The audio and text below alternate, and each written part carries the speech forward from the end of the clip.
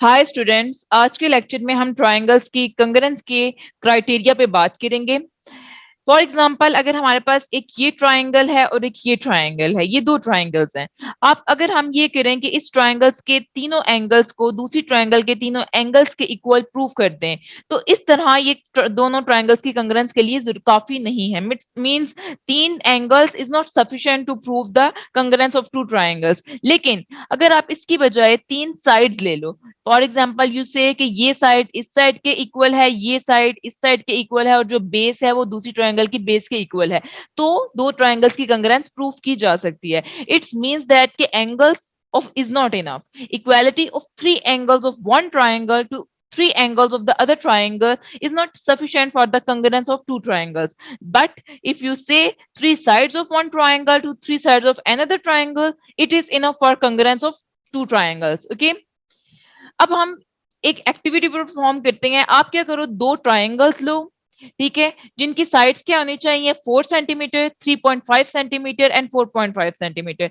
ये आपके पास एक ट्राइंगल है, ये साइड 3.5 है, ये साइड 4.5 है, एंड ये 4 सेंटीमीटर है। सिमिलरली ये 4 सेंटीमीटर है, ये 4.5 सेंटीमीटर है, और ये साइड 3.5 सेंटीमीटर है।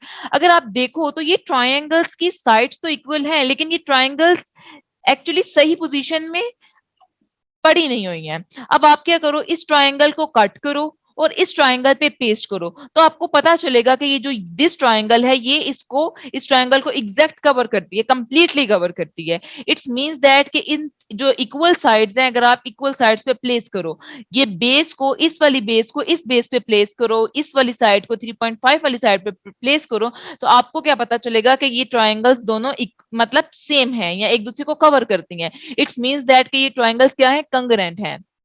तो इससे हमारे पास एक थ्योरम आता है, side side side congruence rule, triple S congruence rule, जो कि ये कहता है कि if three sides of one triangle are equal to the three sides of another triangle, then the two triangles are congruent. Means जो हमने last activity perform की है कि अगर आप ये प्रूव कर दो कि तीन साइड्स, एक ट्रायंगल की तीन साइड्स दूसरी ट्रायंगल की तीन साइड्स के इक्वल हैं, तो वो दोनों ट्रायंगल्स क्या होंगी, कंग्रेंस होंगी।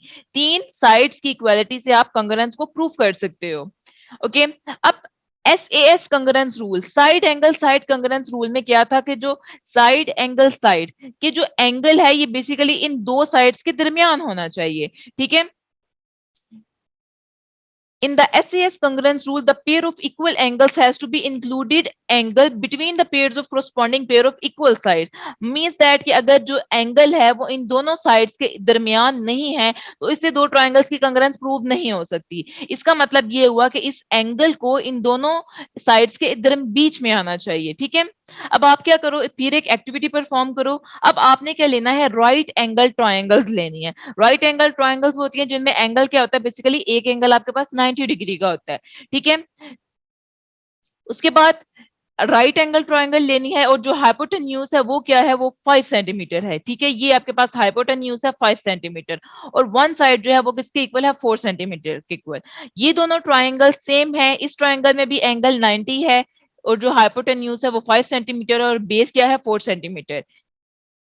अब आप क्या करो, आप इन एक ट्रायंगल को कट करो और दूसरी के ऊपर पेस्ट करो, तो आपको पता चलेगा कि ये दोनों ट्रायंगल एक दूसरे को कंप्लीटली कवर करती हैं। इट्स मींस दैट कि ये दोनों ट्रायंगल कंग्रेंट हैं। तो आपने देखा कि ये जो एंगल है, नोट दैट ये जो एंगल है, ये इन दोनों साइड्स के दरमियान नहीं है। एसएएस रूल में तो ये था कि एंगल जो है वो दो साइड्स के दरमियान होना चाहिए, लेकिन इस एक्टिविटी में जो एंगल है वो बेसिकली दो साइड्स के दरमियान नहीं है। ठीक है। तो इसलिए आपको क्या पता चला कि two right triangles are congruent if one pair of sides and the hypotenuse are equal. ठीक है। एंगल जो है, जाहिर सी बात है, राइट एंगल ट्राइंगल की बात हो रही है, तो एंगल ऑब्वियसली 90 डिग्री होगा। तो हमारे पास नेक्स्ट थ्योरम आया, राइट RAH कंग्रेंस रूल। ठीक है। इसमें आपके पास क्या है, if in two right triangles the hypotenuse and one side of one triangle are equal to the hypotenuse and one side of other triangle equals, then the two triangles are congruent. Means वही है कि right angle triangle में अगर आपका एक triangle का hypotenuse और एक साइड दूसरी ट्राइंगल की एक हाइपोटेन्यूज और एक साइड के इक्वल है, तो वो क्या होगा, वो दोनों ट्राइंगल्स क्या होंगी, कंग्रेंस होंगी। ठीक है जी। नेक्स्ट हमारे पास अब एक एग्जांपल सॉल्व करते हैं, एग्जांपल 7।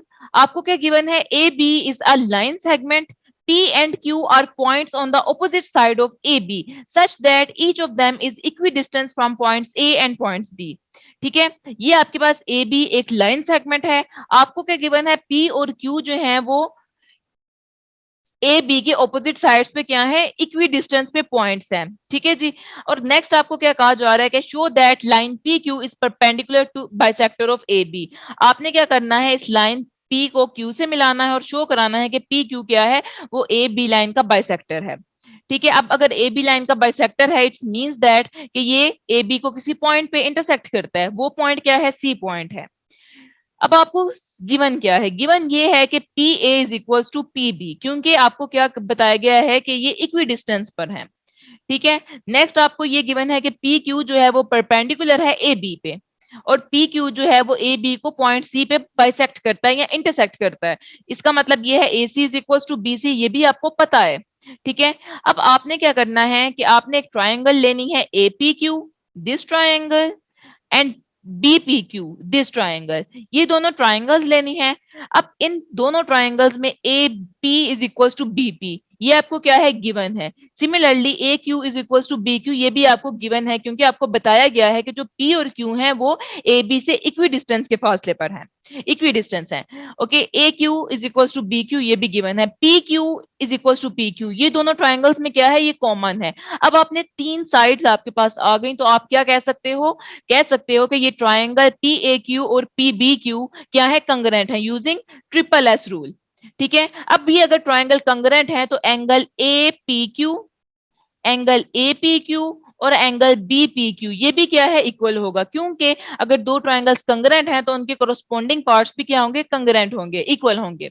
अब आप नेक्स्ट एक ट्राइंगल लो P A C this triangle and P B C this triangle. इस ट्राइंगल में क्या है, अगेन आप लिखोगे A P is equal to B P, जो कि आपको क्या है, गिवन है। Angle A P C is equal to angle B P C, ठीक है, क्योंकि ये आप प्रूफ कर चुके हो। और PC is equal to PC, ये दोनों ट्राइंगल्स में क्या है, कॉमन है। अब आपके पास क्या है, एक साइड, दो साइड्स और एक ट्राइंगल, तो आप कौन क्या लगाओगे, आप एस एस कंग्रेंस रूल से प्रूफ करोगे कि ये दोनों ट्राइंगल्स पीएसी और बीपीसी क्या है, कंग्रेंट हैं। अगर ये दोनों ट्राइंगल्स कंग्रेंट हैं, इसका मतलब ये है कि उनकी कोरोस्पोंडिंग साइड्स भी क्या होंगी, वो भी कंग्रेंट होंगी, which is AC is equal to BC. ठीक है, अगर बी ए सी, इनकी कोरोस्पोंडिंग साइड्स भी इक्वल होंगे और उनके कोरोस्पोंडिंग एंगल्स भी इक्वल होंगे, it's means that A C P भी किसके इक्वल है, बी सी पी के। ओके, अब आपको पता है कि angle A C P, angle, ये एंगल ए सी पी और बीसीपी, ये क्या है, 180, इनका सम जो है वो 180 डिग्री के इक्वल है, क्योंकि according to linear pair axiom.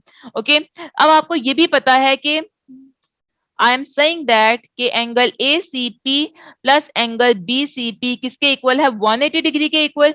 अब आपको इधर पता है कि angle A C P is equal to angle B C P. Okay, तो आप क्या लिख लो यहाँ, angle B C P plus angle B C P is equal to 180 degree. तो ये आपके पास क्या बन जाएगा, two angle B C P. Okay, 180 degree, तो आपके पास एंगल बी सी पी किसके इक्वल आएगा, 180 divided by 2 which is 90 degree. Okay, तो आपके पास इसका मतलब है एंगल बीसीपी भी 90 डिग्री है और एंगल एसीपी भी क्या है, 90 डिग्री है। तो आप इन दोनों स्टेटमेंट से प्रूव कर सकते हो कि पी क्यू जो है वो परपेंडिकुलर बाइसेक्टर है ए बी, क्योंकि इनका जो डिस्टेंस है वो क्या है, इक्वल है।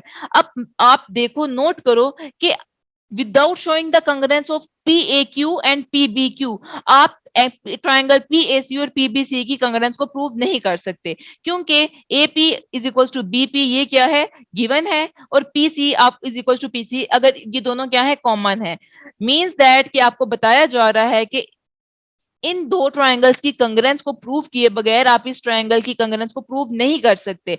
अगर हता कि अगर आपको ये भी पता हो कि A P is equal to B P, P C is equal to P C, जो कि कॉमन है, और अगर आपको एक एंगल भी दिया हो। ओके, नेक्स्ट है हमारे पास example number 8। P is a point equidistance from lines L and M intersecting at A। ठीक है, P जो है वो इक्वी डिस्टेंस से है L और M के, ये आपके पास लाइन L है और ये M है, और P जो है वो इक्वी डिस्टेंस पे है at point A। Okay, L और एम एक पॉइंट ए पे इंटरसेक्ट कर रही हैं और पी जो है वो इक्वी डिस्टेंस के फासले पर है। अब आपने शो करना है कि line A P bisects the angle between them. Line A P जो है वो दरमिया एंगल को बाइसेक्ट करती है। अब आपको क्या गिवन है, आपको गिवन ये है कि लाइन एल और एम इंटरसेक्ट करती हैं एक दूसरे को पॉइंट ए पे, ठीक है। इसके अलावा आपको पता है कि पी बी जो है वो परपेंडिकुलर है लाइन एल पे और पी सी जो है वो परपेंडिकुलर है एम पे। इट्स मींस अब आपने शो क्या करना है, आपने शो करना है कि जो ये पी ए बी है, ये जो है पी ए बी जो है ये किसके इक्वल है, पी ए सी के। आप क्या करोगे, दो ट्राइंगल्स ले लो, पी ए बी ये ट्राइंगल और पी ए सी ये ट्राइंगल, ठीक है। अब इन दो ट्राइंगल्स में आपको पता है P B is equal to P C, ये आपको गिवन है क्योंकि आपको पता है कि पॉइंट पी जो है वो एल और एम के इक्वी डिस्टेंस पर है। नेक्स्ट आपको पता है कि P B A is equal to P C A which is equal to 90 degree, और P A is equal to P A क्योंकि ये दोनों ट्राइंगल्स में क्या है, कॉमन साइड है। तो according to R H S rule, ठीक है, right angle hypotenuse and one side rule, आप कह सकते हो कि triangle P A B is congruent to triangle P A C, ठीक है। क्योंकि आप एक हाइपोटेन्यूज, एक एंगल और एक साइड को प्रूव कर चुके हो, वो क्या है, इक्वल है। तो आप कह सकते हो कि जो एंगल पी ए बी है किसके इक्वल है, angle P A C according to, क्योंकि corresponding parts of congruent triangles क्या होते हैं, इक्वल होते हैं, और यही हमने प्रूव करना था। ओके तो स्टूडेंट्स, ये था हमारा आज का लेक्चर।